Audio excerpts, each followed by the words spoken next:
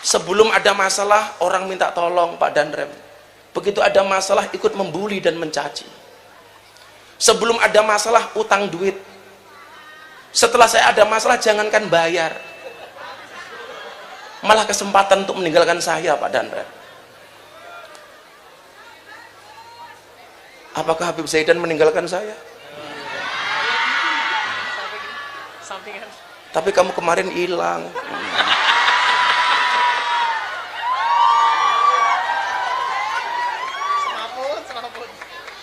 Aku kemarin sempat mikir ketika kamu hilang, Habib Zaidan itu seperti es teh. Kenapa Habib Zaidan seperti es teh? Seger sih, tapi menyakitkan.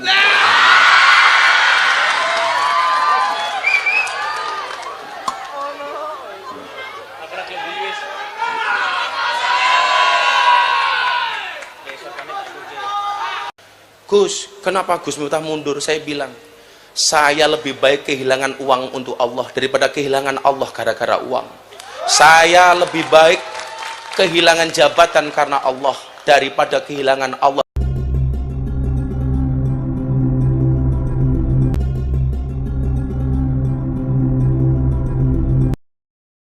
Warahmatullahi wabarakatuh.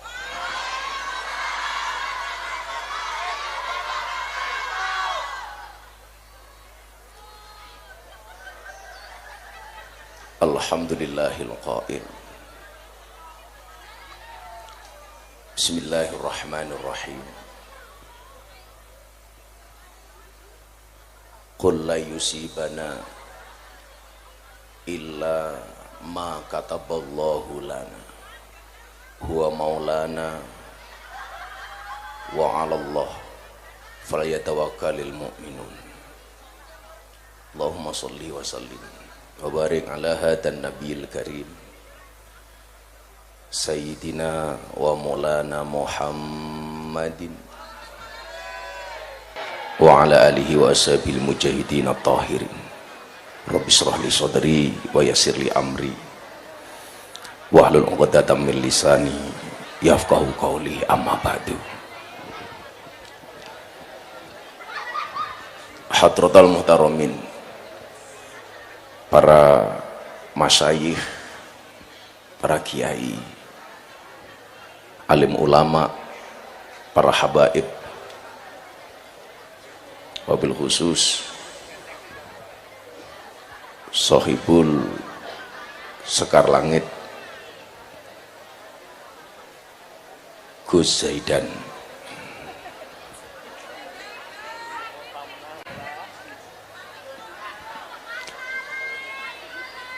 para pejabat yang berkenan hadir, Pak Danrem, Pak Dandim, Pak Danyon,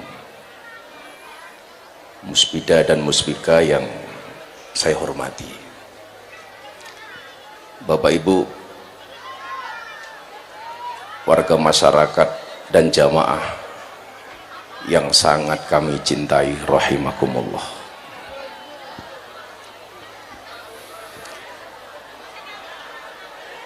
Saya meyakini tidak ada satu kejadian pun kecuali atas izin Allah.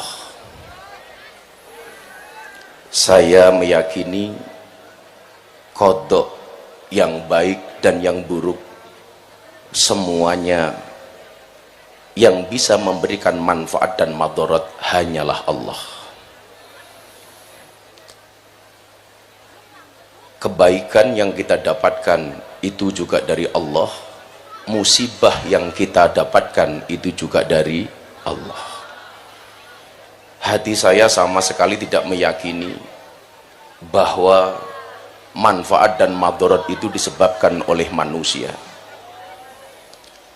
Manfaat dan madarat tidak berangkat dari komentar manusia. Kebaikan dan keburukan tidak berangkat dari bulian manusia. Sebesar apapun manusia memuji tetapi Allah menghinakan, semuanya akan menjadi hina. Tapi sebaliknya, Sebesar apapun manusia membuli, tapi Allah memuliakan, maka kemuliaanlah yang akan dia dapatkan.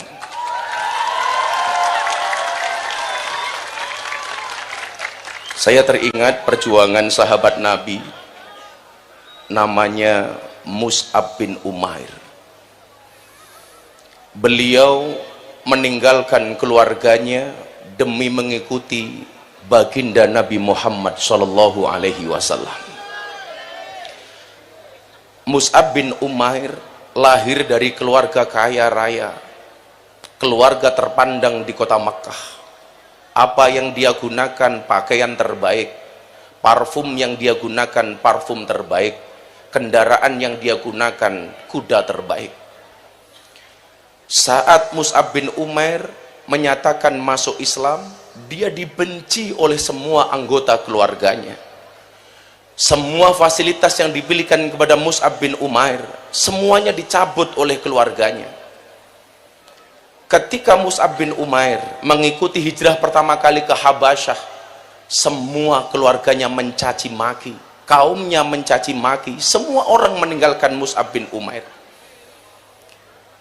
Setelah pulang kembali ke Mekah, Mus'ab bin Umair dalam keadaan jatuh miskin. Bahkan Nabi tidak tega melihat keadaan Mus'ab bin Umair.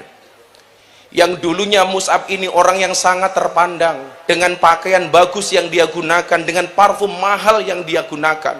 Saat kembali dari Habasyah, bajunya compang-camping, bahkan terlihat seperti gelandangan. Satu kemudian dikatakan kepada Mus'ab, Mus'ab, kalau kamu pengen kaya raya, kembali tinggalkan Muhammad wahai Mus'ab. Jangan kamu ikuti Muhammad wahai Mus'ab. Terbukti kamu masuk Islam, kamu menjadi miskin wahai Mus'ab. Apa yang kemudian Mus'ab lakukan? Apapun keadaan saya, daripada saya bergelimang harta, daripada saya berpakaian bagus, daripada saya tinggal di keluarga kaya tetapi saya tidak mempunyai iman, mendingkan saya tinggalkan harta demi cinta saya kepada Nabi Muhammad sallallahu alaihi wasallam. Singkat cerita, ketika perang Uhud, tiba, orang-orang kafir menyusun strategi. Inti dari pasukan Islam adalah Muhammad. Kalau kita ingin menghancurkan Islam, caranya gampang, kita bunuh Muhammad. Semua pasukan diarahkan untuk membunuh Nabi Muhammad sallallahu alaihi wasallam. Semua penembak jitu, semua tukang panah hanya diarahkan kepada satu sosok. Siapa dia? Baginda Nabi Muhammad sallallahu alaihi wasallam. Saat itu Umair, Mus'ab oleh Nabi tidak diminta untuk membawa pedang, tapi membawa bendera kebesaran umat Islam saat itu. Mus'ab, kamu tidak usah membawa pedang, tapi kamu pegang bendera itu tinggi-tinggi sebagai simbol kejayaan umat Islam. Maka mudah-mudahan semua yang membawa bendera terinspirasi dari Mus'ab bin Umair. Saat perang terjadi, semua anak panah diarahkan kepada Nabi. Mus'ab bin Umair mengetahui keadaan itu. Apa yang dia lakukan? Dia goyangkan bendera yang dia pegang kanan dan kiri, sehingga tidak satupun anak panah menembus badan kanjeng Nabi Muhammad sallallahu alaihi wasallam. Sehingga keadaan itu kemudian disadari oleh Abu Sufyan. Abu Sufyan mengatakan kepada Ibnu Qami'ah, wa Ibnu Qami'ah, ini anak panah belum bisa menembus badan Mus'ab. Kenapa? Karena dihalangi oleh Mus'ab bin Umair. Kalau kalian pengen membunuh Muhammad, syaratnya habisi dulu Mus'ab bin Umair. Maka Ibnu Qami'ah kemudian maju ke depan. Apa yang dia lakukan? Tangan Mus'ab bin Umair yang memegang bendera ditebas tangannya sehingga lepas dari pergelangannya. Tangan kanan Mus'ab bin Umair hilang demi menjaga dan melindungi Nabi Muhammad sallallahu alaihi wasallam. Pertanyaannya adalah, apakah Mus'ab menyerah? Ternyata tidak. Begitu bendera kejayaan itu jatuh ke tanah, tangan kanan Umair sudah terpotong. Yang dia lakukan adalah mengambil bendera itu dari tanah dengan menggunakan tangan kirinya. Kembali dia kibaskan bendera ke kanan dan ke kiri, sehingga badan Nabi terlindung dari anak panah yang diserangkan oleh orang-orang kafir. Maka Ibnu Qami'ah kemudian menebas tangan kirinya Mus'ab bin Umair. Apakah Mus'ab bin Umair menyerah? Tidak. Begitu melihat Nabi diserang, Dua tangan Mus'ab semuanya hilang. Dia ambil bendera itu dengan menggunakan lehernya, tanpa tangan. Mus'ab masih melindungi baginda Nabi Muhammad SAW. Abu Sufyan mengatakan kepada Qamiyah, ini kalau Mus'ab belum mati, maka Nabi belum bisa kita panah. Apa yang dilakukan oleh Qamiyah? Ditebaslah kaki kanannya, sehingga Mus'ab hanya memiliki satu kaki untuk melindungi Nabi Muhammad SAW. Ternyata dengan satu kakinya Mus'ab tidak menyerah. Apa yang dia lakukan? Kembali dia ambil bendera itu, kemudian dia kembali melindungi Nabi dengan lehernya, menggunakan bendera yang dia pegang dengan lehernya. Kembali Ibnu Qamiyah menebas kaki kanannya sehingga Mus'ab terjatuh tanpa tangan, tanpa kaki. Kemudian saat itu anak panah menghujani Nabi Muhammad SAW, tapi mohon maaf, Mus'ab mengatakan, daripada anak panah itu menembus badan Nabi, aku ikhlaskan badanku untuk ditembus panah untuk melindungi Nabi. Sesaat setelah Mus'ab bin Umair mendapatkan banyak anak panah di tubuhnya, dia mengatakan, wa ma Muhammadun illa Rasulullah. Tidaklah Nabi Muhammad itu hanya seorang Rasul, karena yang abadi adalah Allah, hayyun baqi adalah Allah. Maka kemudian Mus'ab bin Umair ketika meninggal dunia, wahai Nabi, inilah caraku membuktikan rasa cintaku kepadamu, wahai Nabi. Bapak Ibu sekalian, gara-gara peristiwa inilah muncul satu ayat yang sering kita baca dalam surat Ali Imran ayat 144. Wa ma Muhammadun illa rasul qad khalat min qablihi rasul afa immata aw qutilan qalabtum ala aqabikum. Apakah kalau Nabi itu mati kamu akan menjadi murtad? Kata Allah. Yang ingin saya sampaikan apa? Cinta kita kepada Nabi dibandingkan Mus'ab tidak ada apa-apanya. Maka ketika saya mau menyerah, saya tidak lagi mau menghadiri majelis, saya akan berhenti naik panggung, naik mimbar. Saya malu kepada Mus'ab. Mus'ab dibully oleh kaumnya gara-gara mencintai Nabi, dia tidak menyerah. Apakah gara-gara pembulian itu saya harus menyerah?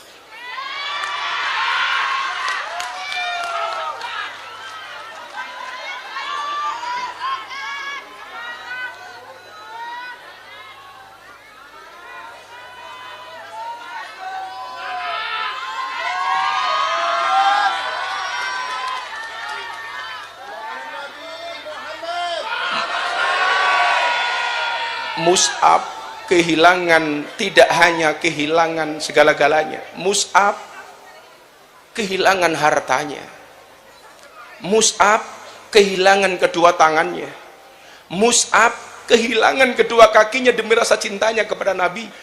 Bahkan Mus'ab menggembuskan nyawa terakhirnya demi melindungi Nabi. Apakah hanya atas nama popularitas saya harus menyerah? Apakah hanya atas nama viral saya harus menyerah? Maka saat itu saya berdoa kepada Allah, ya Allah ya Rabb, alaihissallahu bihakamil hakimin, hanya Engkau yang berhak mengadili aku ya Allah, karena aku meyakini Engkaulah hakim yang paling baik ya Allah, Engkaulah hakim yang paling adil ya Allah. Saya meyakini Allahumma la mani'a lima a'taita wala mu'tiya lima mana'ta wala roda lima qadaita wala yang fa'udal jad minkal jad. Mau semua orang membuli saya ya Allah, saya ikhlas asalkan Engkau tidak membuli aku ya Allah. Mau semua menghinakan saya ya Allah, saya ikhlas ya Allah asalkan Engkau tidak menghinakan aku ya Allah. Maka saat itulah kemudian saya bangkit. Tidak ada kata menyerah. Bukankah Allah mengatakan wala ta'asu min rauhillah, janganlah kamu berputus asa dari rahmat Allah. Dari sini kemudian saya belajar. Saya kemudian dapat memahami bagaimana lingkungan orang terdekat saya yang dulu memuji-muji saya tanpa pernah klarifikasi ikut mencaci maki saya. Di situ kemudian saya paham mana yang benar-benar teman, mana yang kemudian bersembunyi seolah-olah sebagai teman, mana orang-orang yang baik, mana pengkhianat. Apakah kemudian saya kaget? Saya tidak. Dikatakan qad yakunu aqrabun nas ilaika ab'adahum wa yakunu ab'aduhum aqrabahum fal qurubu bisyu'ur la bil khudur. Miftah, kamu harus ingat, terkadang orang dekatmu yang akan menjadi orang yang paling jauh darimu, dan orang yang paling jauh darimu serasa paling dekat denganmu. Ingat, sebab rasa cinta itu dengan perasaan, bukan dengan kehadiran. Sebelum ada masalah, orang minta tolong Pak Danrem. Begitu ada masalah, ikut membuli dan mencaci. Sebelum ada masalah, utang duit. Setelah saya ada masalah, jangankan bayar, malah kesempatan untuk meninggalkan saya Pak Danrem. Apakah Habib Zaidan meninggalkan saya? Tapi kamu kemarin hilang.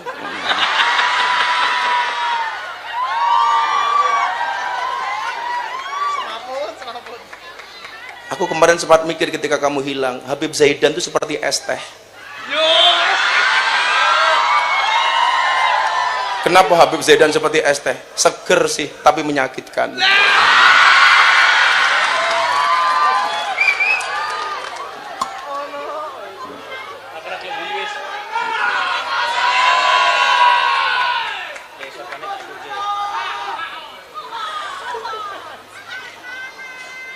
Maka Nabi mengatakan begini, kenapa kemudian akhirnya kita tetap bisa satu majelis? Nabi mengatakan, al arwah junudum mujannadah, fama ta'arafa minha iktalafa, wa ma tanakara minha ikhtalafa. Kenapa kemudian akhirnya masih kita bisa satu majelis?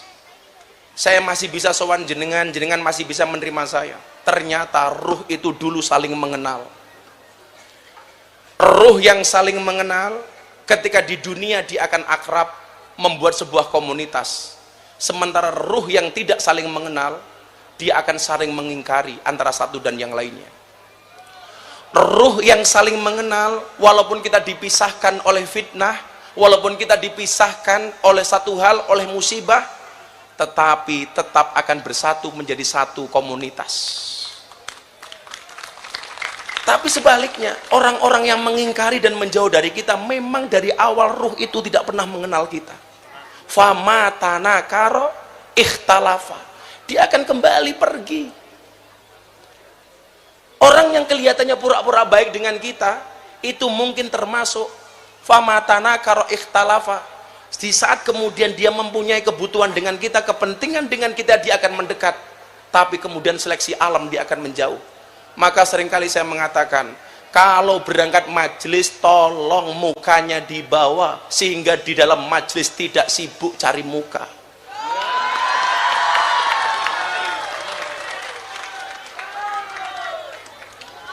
Jadi mohon maaf Pak, orang baik itu ketika ta'aruf, ya maunya kumpul dengan orang baik. Makanya kenapa orang-orang yang dianggap jelek kemudian dia berkomunitas disebut lokalisasi. Karena yang mau di situ orang-orang seprofesi. Mohon maaf, maling itu senangnya berkumpul dengan maling. Tukang parkir kumpulnya dengan senangnya kumpul dengan tukang parkir. Bakul es teh sukanya kumpul dengan enggak, bakul es teh sukanya tidak kumpul dengan bakul es teh. Bakul es teh sukanya menghadiri majelis. Menghadiri majelis. Mbuh niate dodolan apa yang lain, yang penting mereka hadir di majelis. Sopo ngerti bakul-bakul es teh itu, walaupun niatnya jualan, tapi insya Allah besok masuk surga, tetap jadi bakul es teh.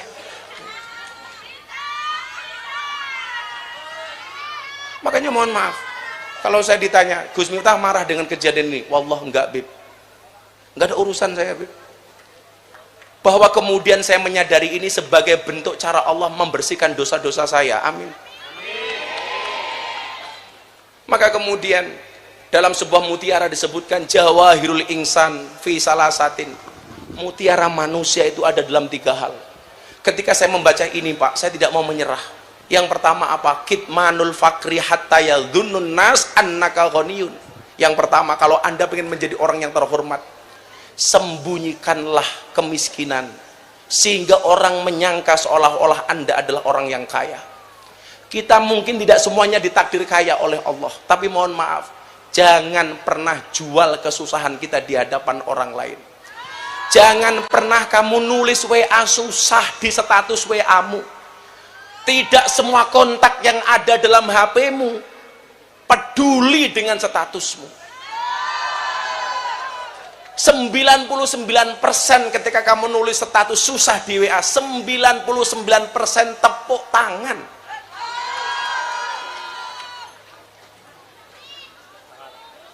Ono aja mau tulis status jomblomu ning WA. Ora ono sing peduli, ora ono sing gagas. Mas santai wae. Saya meyakini Zaidan itu jomblo yang keren, nggak punya pacar tapi banyak yang naksir. Santai wae. Jadi jomblo itu saja, santai saja. Ingat, di dalam kubur yang ditanya siapa Tuhanmu, bukan siapa pacarmu.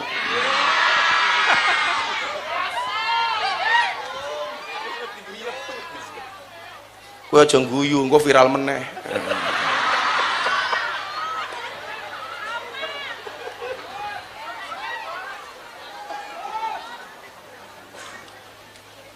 Kitmanul fakri hatta yadhunnun nas annaka ghaniyun. Jangan pernah menampakkan kesusahan di hadapan orang lain. Walaupun kamu miskin, tunjukkan bahwa kamu orang yang bahagia. Santai wae. Santai. Saya yakin kalau bapak ibu yang sudah punya pasangan berharap majelis ini tidak lama-lama karena malam Jumat.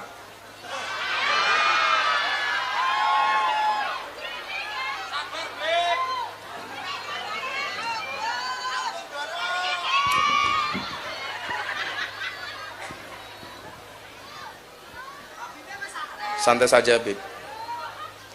Al-wahdatu huwa ang tasma'uhum wa angfa'ahum wa la tajidu may yasmau'a wa yafhamuka. Kesendirian itu adalah engkau mendengarkan dan memahami orang lain, tapi tidak satu pun yang mendengarkanmu dan memahamimu.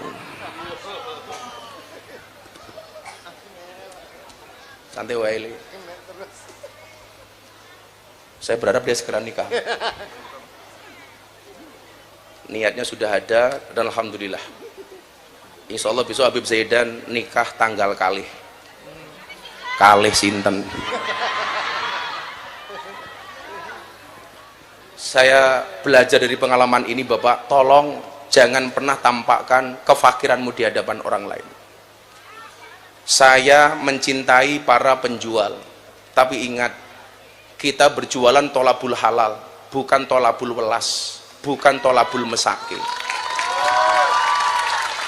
Rezeki sudah ada yang ngatur. Bahkan mohon maaf, cecak yang merangkak di dinding, merayap di dinding, dia diuji oleh Allah dengan rezekinya yang terbang berwujud nyamuk. Kalau harus protes, cecak itu harusnya protes. Dia tidak bisa terbang, kenapa rezekinya harus terbang seperti nyamuk? Tapi mekanisme keadilan Allah berlaku. Bagaimana cara cecak mendapatkan rizkinya? Cecak yang mendatangi nyamuk atau nyamuk yang mendatangi cecak? Jawabannya adalah nyamuk yang mendatangi cecak. Datang seekor nyamuk, hap, lalu ditangkap. Bagaimana cara cecak mendapatkan rizkinya? Nyamuk COD. Sherlock kemudian dimakan sama cecak. Jadi mohon maaf, dan kita nggak usah menjual kefakiran kita kepada siapapun. Ora bakal ono sing peduli karo awakmu. Tunjukkan bahwa kita mampu. Kenapa? Saya sering mengatakan, Gus, kenapa Gus Miftah mundur? Saya bilang, saya lebih baik kehilangan uang untuk Allah daripada kehilangan Allah gara-gara uang. Saya lebih baik kehilangan jabatan karena Allah daripada kehilangan Allah hanya untuk sekedar mendapatkan jabatan. Yang kedua, apa kemuliaan manusia? Kitmanul ghadab hatta yadhunnun nas annaka radin. Menyembunyikan rasa marah sehingga seolah-olah orang melihatnya kamu adalah orang-orang yang ridho. Nah, Kita hari ini berada di majelis BB9. Saya mau cerita soal sohibul majlis. Sohibul majlis BB9, Kiai Haji Al-Mukarram Imam Syajarah. Syajar itu artinya pohon. Mila lumrah lak jaroki atos kaya wit. 15 tahun yang lalu, Beb, atau 17 tahun yang lalu, saya kenal sama yang namanya Imam Syajarah. Atau bahkan 20 tahun yang lalu. Saya dulu kenal anak ini di jalan. Sebagai apa? Jujur saja, sebagai sohibul khomer. Gus Jarrah ini ketua pangunci paguyupan ngunjuk ciu. Saya ngaji dari Bantul Giriloyo, dicegat di hadapan Brimob. Amplop saya diminta. Saya masih ingat isinya 250.000. Bah, amplopnya tak jaluk. Nggih apa nggih nambahi tuku botol. Ini bukan aib, tapi ini sejarah bahwa semua orang bisa berubah. Nggak ada yang mengira dulu sohibul khomer, sekarang ulang tahun BB9, berhari-hari bikin acara. Walaupun malam hari ini perasaan saya nggak enak, karena tadi WA saya, bah Beb Zaidan rongono amplope.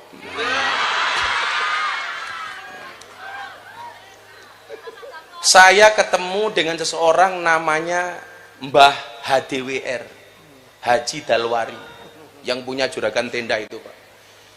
Beliau mengatakan sama saya apa? Gus, kula nitip Jarrah mang openi. Saya sowan ke Lempuyangan, Bu Nyai Daldiri, ibunya Gus Karim yang mimpin Dzikrul Ghafilin malam Ahad Pahing. Beliau mengatakan apa? Gus, kula nitip Jarrah. Saya ketemu ibu angkatnya Gus Jarrah di Gedong Kuning. Beliau mengatakan apa? Gus, dari semua orang ketoke sing iso ngopeni Jarrah mung awakmu. Aku nitip awakmu Gus ya, tulung Jarrah diopeni. Kula mikir, iki menungso apa wedhus kok kon ngopeni.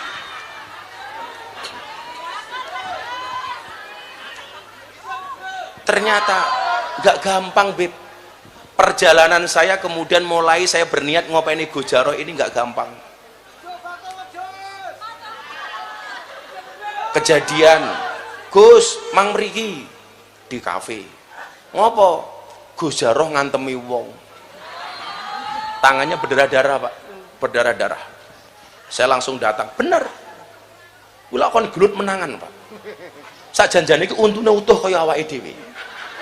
Ning mergo sering gelut diwantemi dadi ompong niku. Niku sejarah ngoten niku.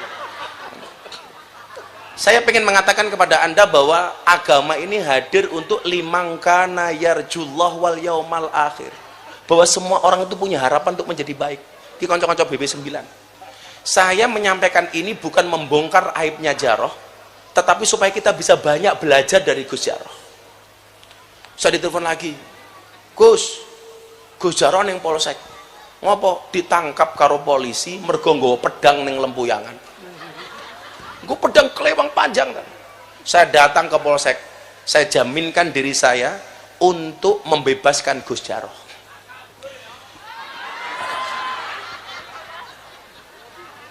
Akhirnya anak ini mulai berusaha.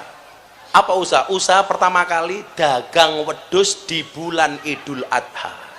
Makanya kenapa dia disebut sohibul ghanam, kancane wedhus. Waktu itu utang saya 10 juta dan begitu selesai Idul Adha, wedhuse entek, duwite yo entek.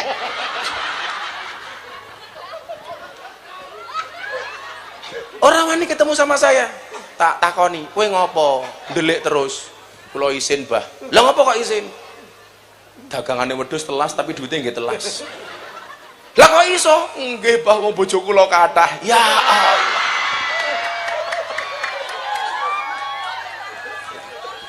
Dari semua perjalanan itu nyuwun sewu, Beb. Kenapa kok saya sabar? Saya meyakini bapaknya Gus Jarrah itu wali. Namanya Mbah Hadi. Orang mungkin Mbah Hadi ki orang dongake Gus Jarrah. Nggak mungkin, nggak ada satu cuil pun doanya Mbah Hadi yang tidak nempel ke Gus Jarrah. Mbah Hadi tak cerita nih, Beb. Kita nggak ada apa-apanya dengan Mbah Hadi. Mbah Hadi itu kalau wirid, kalau dzikir, Beliau berada di kamar 40 hari nggak akan keluar kamar walaupun bajunya kotor selama tidak najis. Wiridnya nggak mandek-mandek. Itu namanya Mbah Hadi. Jadi nyuwun sewu kadang-kadang keluar dari kamar bajunya lepek. Maka yang dicontoh dari Mbah Hadi yang nurun ke Jaroh itu ada dua. Siji leteke, nomor loro soal bojone.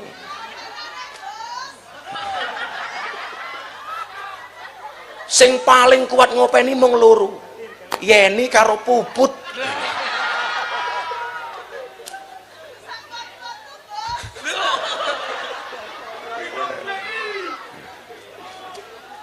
Dan Gusti Allah ki adil. Gak bojo sing model ngoten niku Mbak Yeni rada kalem, Mbak Puput serdadu beb gitu loh. Itu ujiannya Jaroh luar biasa. Kula mengatakan ya Allah mboten mungkin dongane Mbah Hadi niku mboten jenengan tampi niki anake wali mesti bakal berubah. Itulah yang membuat saya sabar. Nyuwun sewu jenengan pirsa cemplon. Cemplon itu telo diparut dicampur klopo, tengahnya diwenehi gula digoreng. Pak Kiai. Ora klepon.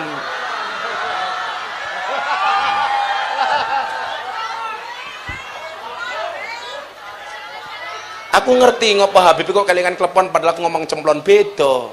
Kenapa kamu ngomong cemplon? Ngomong klepon. Ya karena kamu belajar dari klepon. Enak pecah di dalam. Klepon.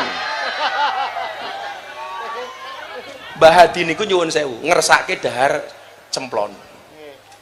Begitu mau minta sama Bu Nyai dawuh, beliau mengatakan begini, jangan-jangan iki nafsu.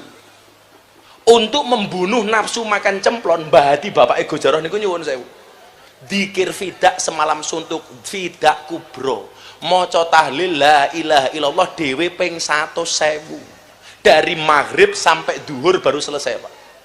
La ilaha illallah, la ilaha illallah sampai selesai. Berapa hari beliau melakukan itu untuk membunuh nafsu makan cemplon? 7 hari 7 malam Pak.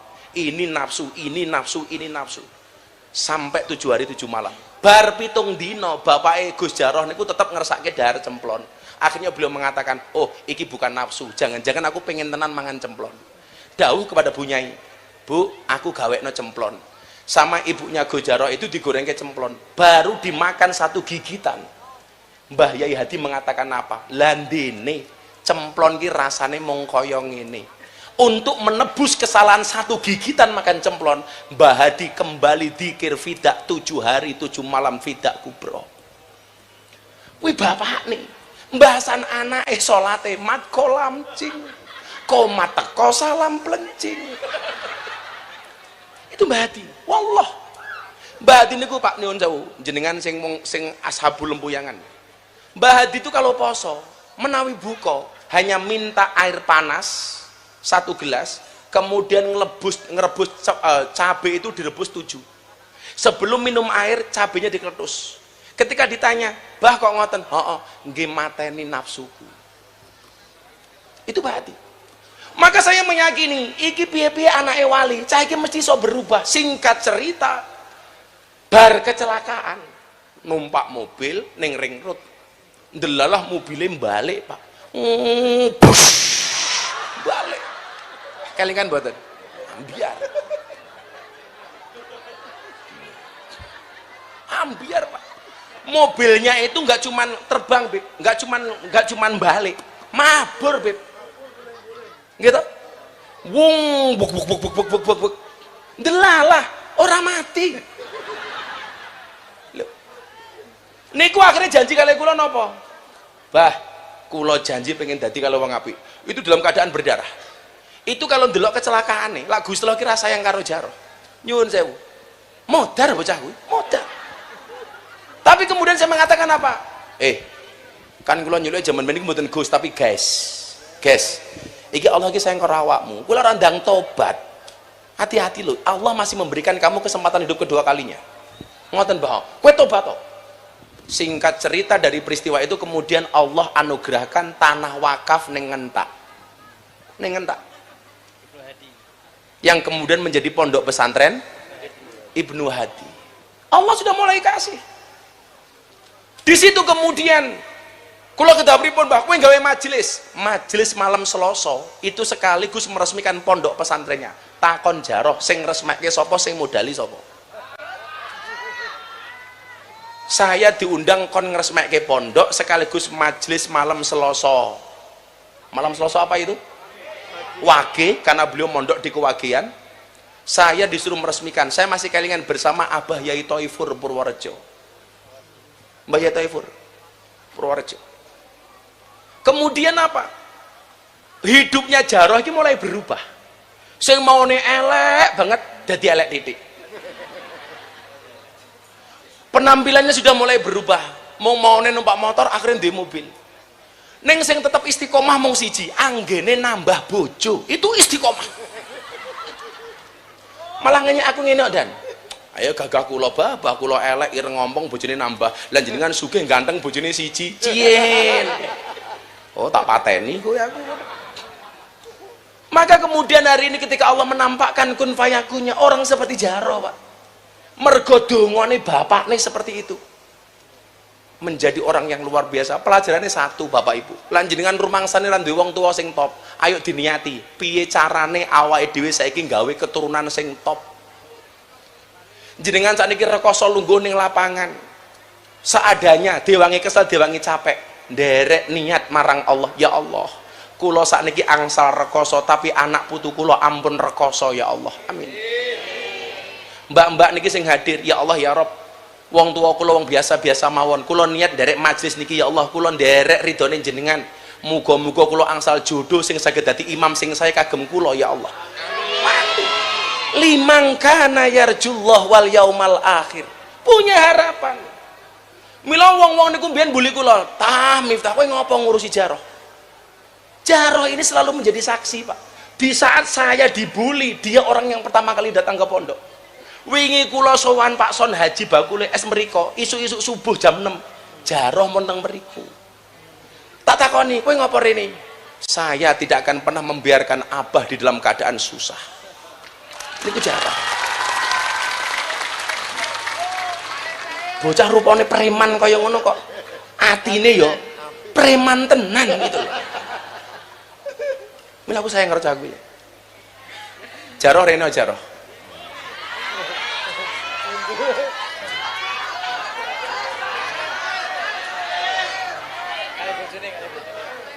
Wani ra nggo bojo loro-loro nih.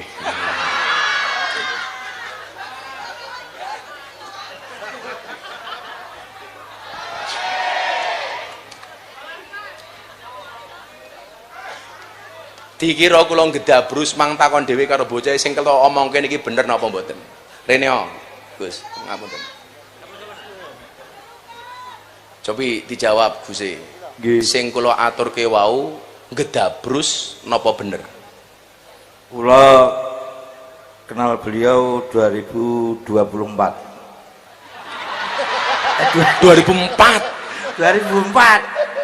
Untung aku ora tak jawab pinter aku. Kula Mbah pengen digobloke Mbah. Pengen jadi miliarder. Lah wingi iki tak kadene ngene. Bah, kan takon aku ngene, Beb. Bah, Pak Son Haji pripun? Alhamdulillah wis tak budalke umroh. Oleh duit lebih dari 2 miliar. Omahe direnov, oleh motor 3, Tosa 1, mobil 1, anake dikai beasiswa. Jaroh ki malah jawab ngene, Beb. Ngerti on jenengan gobloke sugih, kula diuyuhi mawon turun. Anu duyuwe ra kelong. Saya kenal beliau Abah Miftah itu 2004. Dulu beliau tak tegak di depan Brimob. Setiap pengajian beliau tak SMS, belum ada WA loh, Pak. Lu SMS. SMS dulu. Gimana guys? Loh, kita itu soulmate ya, Bos. Jadi 2004 terus beliau setiap pengajian saya ingat, Pak. Dulu ngaji di Imogiri. Terus tak mintain alah Amplopnya mikir 250. 250 saiki kok ya larange ra umon iki. Apa sih padahal ngajine ya padha karo aku. Kurang sepiro, Beb, kurang sepiro. Saya ngimami salat subuh. Allah. Buka wati ya, Pak. Saya masih ikut mertua. Kalau tak cerita dhewe mawon. Oh, cerita dhewe. Oh, iya cerita dhewe, Pak. Jadi omong kuwi. Nggih. Izin dan nih Pak dari Pak Kabinda, Pak. Oh, ada Pak Kabinda tadi, enggak ketok Pak Kabin. Makasih Pak Kabin. Nggih. Ada Pak Danyon. Tepuk tangan untuk beliau-beliau. Beliau ini Pak Danrem, Pak Kabinda, Pak Dandim, Pak Danyon. Kalau itu Danyon 403. Kalau Gus Jaro Danyon 40 tidak. Cetokno kuwi sing mabuk kuwi ning ngarep masjid. Nggih, sik apa? Kula nate tak suruh nglebokkan di teras. Memasukkan kok nglebokkan iki lho, memasukkan Ke teras. Kan kalau beliau kan dulu itu ngaji di kafe-kafe ya ta? Lah saya kan di mana-mana ngaku saya itu adiknya Gus Miftah gitu. Karena salah satu kunci password masuk di hiburan malam agar gratis nyebut jenenge Gus Miftah. Itu gitu, itu.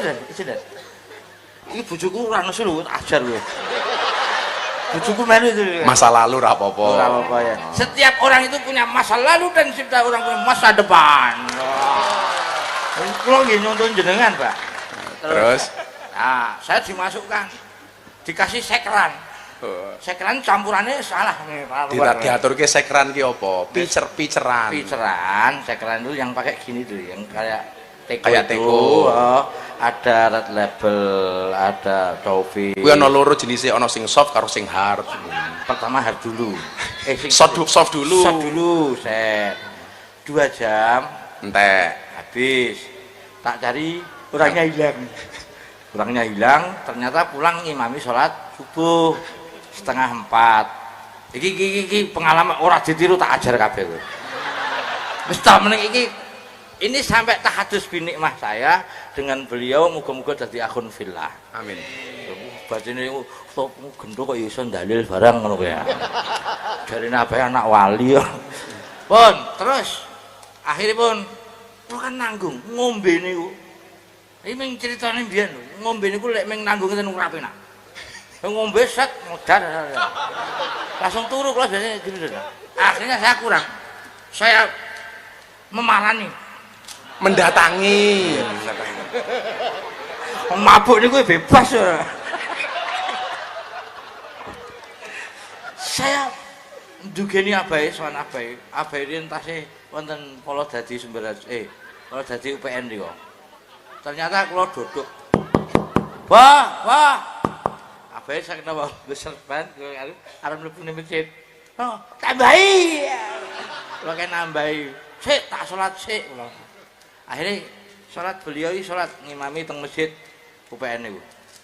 Bareng iki assalamualaikum cepet kesuwen rasa wiridan. Nggih bener, Pak. Iya. Halo. Kula arep dikruyuk sak masjid. Halo. Balik iki lak status jare arep dikruyuk sak masjid. Gara-gara kula bengoki imame tak jaluki duit ning arep tak nggo ngombe. Niku perkara elek aja ditirokke. Halo. Gitu sing ora ngerti. Oh, jebul Gus Jaro ya gendho to. Lah kali ya repot ya. Tapi buat kula mboten gelo sama sekali. Karena kita yakin sangger ati kula panjenengan tetep madheg ta'aluk dhateng Allah, insyaallah kula jenengan paringi slamet donya akhirat. Nggih. Sing lucu niki, Beb. Sing mabuk ning teras, begitu mabuk njaluk diterke ning sarkem. Nah, iki tapi mung dolan. Iki apik. Mboten, kula itu kan pas itu. Ini orangnya ada ini Lurah Sarkem mana? Tuh, ada tuh. Itu Lurah Sarkem itu. Loh, ini kulil hakau walau kana muran. Katakanlah perkara itu walau itu menyakitkan. Tak terke numpak motor apa? Motor Vario biru. Ini kuwi STN kanan doyak DC. Loh, mboten. Tenan Bos. Please deh. Niki nggih, akhirnya kan kula kenal kabeh preman-preman Sarkem. Lihat, mau kenal kawan. Tak kenal ke Mbah. Kula tahu Abah itu hiburan-hiburan malam, tapi belum pernah ke Sarkem. Pikiran saya. Ayo, Pak. Kula ajak ke Sarkem, Pak. Mlebulah kita berdua bersama Abah Miftah dan Jarah Wedhus. Masuklah di situ. Wah, saya depan sendiri ngleleng. Wah, aku arep ngenalke Gus Miftah. Wong kene arep tak kandhani tak sadari ben ana pengajian. Wah, jebul aku mlebu iki apa wis ngarep Abah Miftah, Abah Miftah, Abah Miftah. Jebul luwih kondang aku tadi pada dia. Kaget kula. Masya Allah, ternyata beliau abai luar biasa. Tepuk tangan untuk beliau. Pertama beliau mbadali saya itu di Wates, Beb. Ya. Kulon Progo. Lah, yang diundang saya nggak bisa datang. Beliau naik panggung. Kalimat pertama jamaah ketika saya nggak datang, yang datang Gus Jarwo apa? Grandong. Sing ditunggu Gus Miftah, sing teko Grandong. Maka dulu sempat dapat julukan Ustadz Grandong. Cijen, saya ditangkap sama Pak Koramil. Betul. Jadi saya itu pertama kali saya di daerah Brambang mewakili beliau, mbadali beliau. Mewakili di di Kulon Progo. HP-ne beliau enggak, HP-ne beliau dipateni. Perintah, tapi dipateni itu pertama kali beliau mbadali. Akhirnya saya menteko di sana. Teko. Saya mendatangi di sana. Tidak ada yang percaya kalau saya badalnya Gus Miftah. Soalnya numpak taksi. 1 numpak taksi, 2 sandale pink. Sandale kayak itu. Betul, saya itu nuwun sewu. Saya itu anunya awol-awol. Ya tadi pas bener, saya itu sebenarnya abah itu salah. Saya ada 3. Abah itu ahli tirakat niku sing anak putune 10 niku ra ono sing iso nurokke. Nirokke siji napa wau ngendikan apa napa? Reteke. Lho. Kita Pos bojone sing tambah nang kula tok. nggih. Lalu Sahal rawani sahal. hal mboten wani wong gek arep nyenengi wong langsung disidang sak omah. Langsung diceramai karo wong tua. Kowe arep melu-melu karo Kamas Mujarah, kowe lunga saka jejeran rasah nggawa anakmu. Ada klinding. Ini sahal. Wis aja ta kula wis to. Wong nuwun sewu tak kandhani kula ngomong sahal-hal. Wayuh ki ora enak, wis tak wakilane dhewe wae.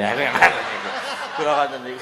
Terus pada akhirnya saya datang di majelis 10 menit, saya dicekel Koramil, saya cekel Polsek, nek dikira saya mengaku, aku Gus Miftah ditelepon-telepon nggak bisa. Akhirnya waktu sudah menunjukkan pukul 10:30 pada akhirnya apa? Beliau bilang, ya wis lha piye meneh? Gus Miftah rasa ditelepon ra teko-teko, ya akhirnya dunggahke, pun dunggahke, wis sing nyekel kula tak onek-onekke ning dhuwur panggung. Tak bales genti der rumangsane aja wong aja ndelok fisik, aja ndelok kesik, delokke ngono. Materi pertama yang dicontoh Nggih. itu imam sholat taltil tul. Tul, ada tul. Jadi- Inna anzalna itu. Nah, ini Anzalna. Jadi Anzalna. dia itu yang nyontoh pertama kali, Bib. Kula niku Ada- alhamdulillah nek nyontoh jenengan saged padha, ning lagi padha amplope.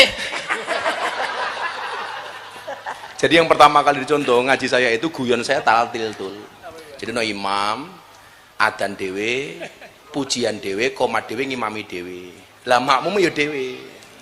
Ghairil maghdubi gaya apa? Ghairil maghdubi alaihim waladdallin. Amin. Bismillahirrahmanirrahim. Sing diwaca inna anzalna. Ndelala salah. Lah sing dicontoh jarah kuwi.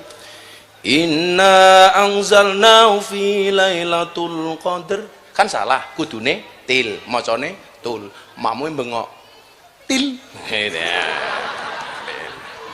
Imamnya ngeyel, imam senior dibaleni. Inna anzalnahu fi lailatul qadr. Makmumnya saya banter til. Yang ketiga kalinya akhirnya benar. Inna anzalnahu fi lailatul qadr. Wah, makmumnya alhamdulillah. Diteruskan salah meneh imamnya. Wa ma adraka ma lailatul qadr. Kudune tul macane til. Akhirnya makmumnya bengok tul. Gitu kan. Wa ma adraka ma lailatul qadr. Bener. Yang ketiga kalinya imamnya bingung, lailatil apa lailatul? Til tul. Tul til. Ndelalah jarah ki rekane nerokke salah. Angel. Jadi maksud kula ngeten, kenapa manakibnya Gus Jarah kula aturaken. Siapapun di antara kita hari ini yang pernah punya dosa, punya salah, seberapa besar pun salahmu, seberapa besar pun dosamu, jangan pernah berputus asa, yakin ampunan dari Allah pasti akan datang.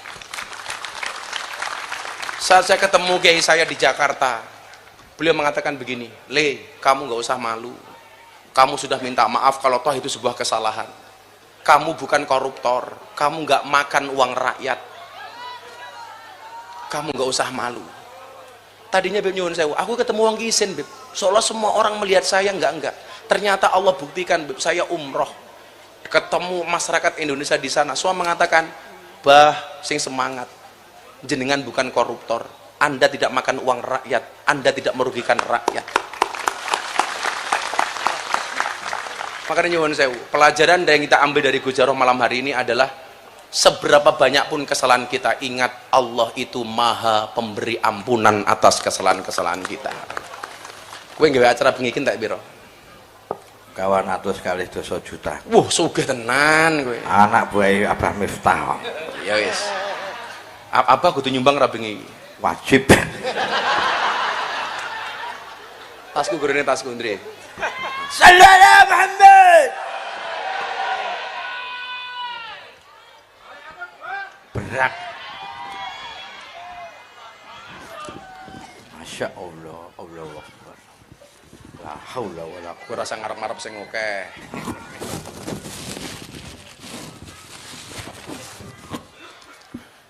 Yus nyo tak sumbang 100 juta. Sallallahu Muhammad. Guys, kita ke kafe mana malam ini?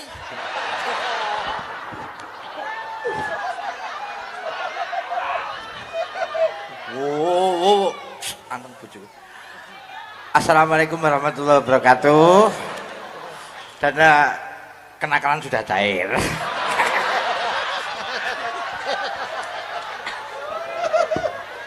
Darah, tas darah. Alhamdulillah, saya mewakili selaku Dewan Suro Brigade Bintang 9 mengaturkan yang berjuta tinggi, berjuta-juta, 100 juta. Matur nuwun sama Abah Miftah. Pokoknya semoga Abah Miftah selalu diberikan keistiqomahan untuk membimbing kami, khususnya saya, dan insya Allah beliau selalu akan kita direi zahirun wa batinan, dunyan wa ukhron, dan semoga semua perjalanan-perjalanan yang kita telah, aku bingung lewat nyeket duit ini, otakku ini bingung ngarang gua apa. Bojoku ngacung seman. Allah, skincare. Bu, Praise ini ngurus ini mujahatan. Maaf nggih, ini saya zahirun wa batinan. Saya supaya mengikuti beliau. Itu sini. Kenapa kok saya itu mengundang majelis-majelis akbar? Karena satu, Brigade Bintang 9 niki bukan semuanya dari kalangan orang baik. Hampir mayoritas 75% dari teman-teman di jalanan. Ini sebenarnya juga bimbingan dari beliau Abah Miftah yang dibimbing dari 2004 yang lalu, yang notabene Abah sudah lebih naik, akhirnya saya yang ngopeni di bawah.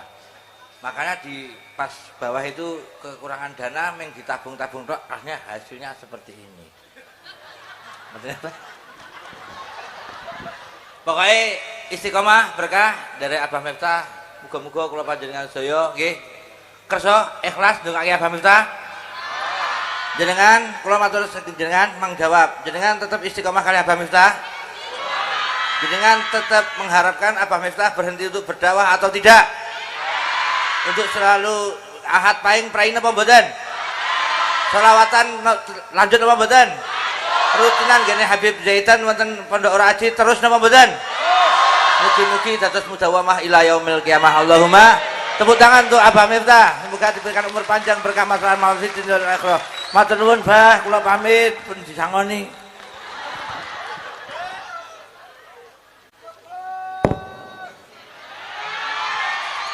Sumpah ambune wedhus.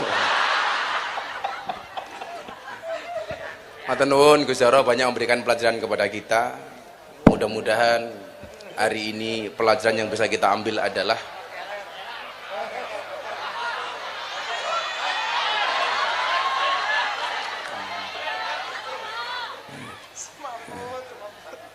jadi Anten kalih setunggal kemudian umroh kagem anggota BPI sebagai apa? Terus kemudian dia sepeda kalih setunggal kagem BPI setunggal kagem jamaah ini pertanyaan. oh, ini ada undian umroh 1 untuk teman-teman Brigade Bintang 9.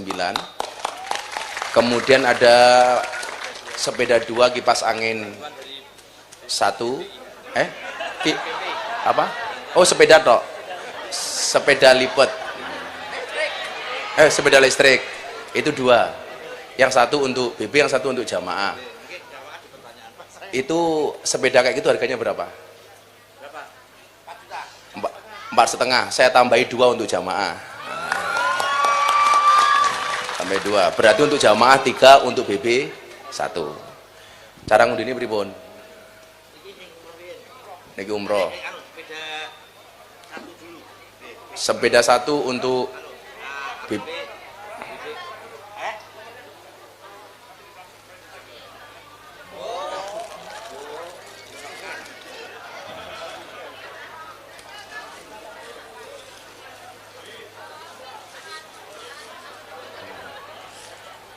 Iki malah kaya cah cilik dolan kaya ngono iki lho.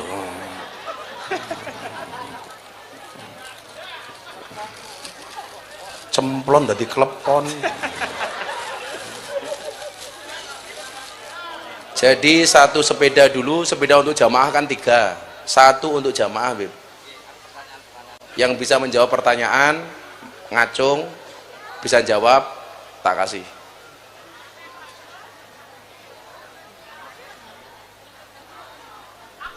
Wih, sapa ora to? Oh. Oh, yang sepeda pertama untuk anggota. Atas nomor atau nama yang mendapatkan sepeda atas nama Edi Pundong.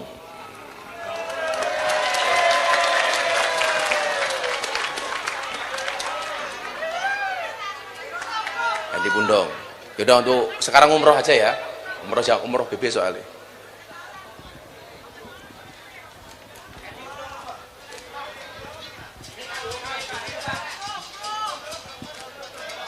Nomor apa iya?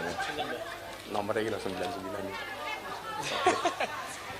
Yang mendapatkan hadiah umroh untuk BB anggota BB 9 nomor 99 atas nama Aldi Chandra Wijaya. Kalau untuk jamaah berarti niki dijawab pertanyaan.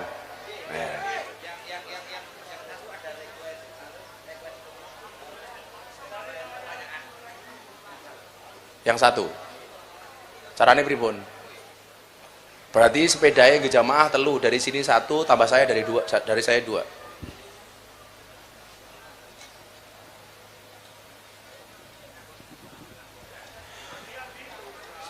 Satu sepeda. Pertanyaan, sebutkan nama komandan Laskar Arafat.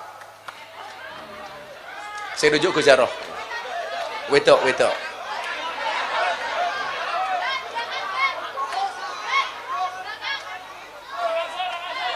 Mana?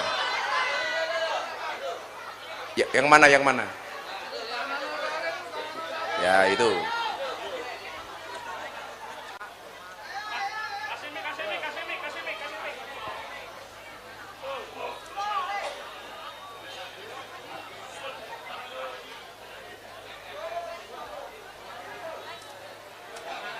Ayo maju Mbak, yang hitam itu, ayo.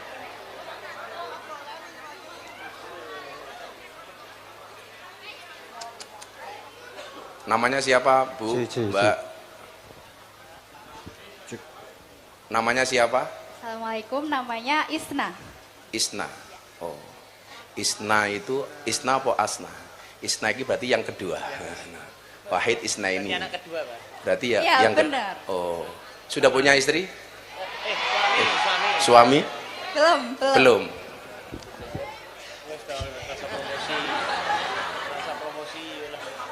Sebutkan nama Komandan Laskar Arafat. Pak Yanto. Bener Pak Yanto? Ya, udah. Rumahnya di Jejeran. Rumahnya di Jejeran? Iya.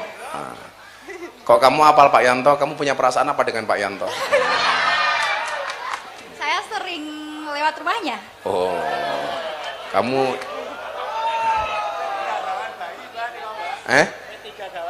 Oh, cah gawan bayi kayak. Ya wes Pak Yanto.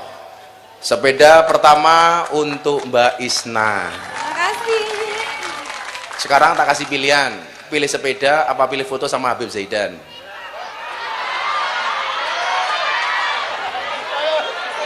Kalau dua-duanya boleh nggak? Kalau dua-duanya nggak apa-apa, tapi kamu jadi ketiga untuk Gus Jaroh. Iya. Ketiga. Yang ketiga apa? Yang keempat maksudnya? Oh, yang keempat. Ya, terima kasih Mbak Isna. Sepeda 1. 2 sepeda dari Miftah. Ini sudah. Sudah. Yang butuh sepeda ngacung. Gus Jaroh ditunjuk di yang mana? Yang mana? Laki 1, perempuan 1. Laki 1, perempuan 1.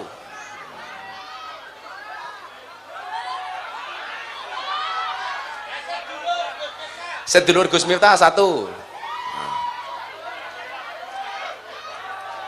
Yang cowok 1 Gus. Sing sepuh.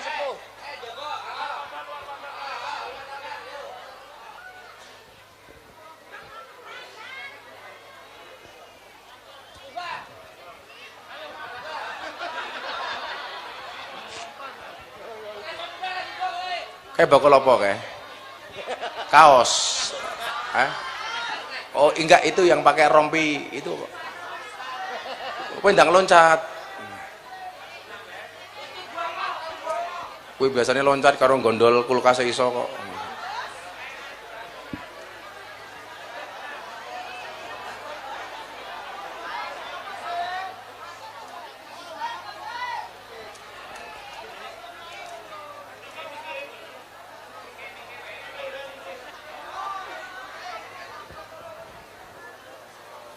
Ya sudah, itu 1 sama sedulur Gus Miftah tadi itu 1, 2 sepeda.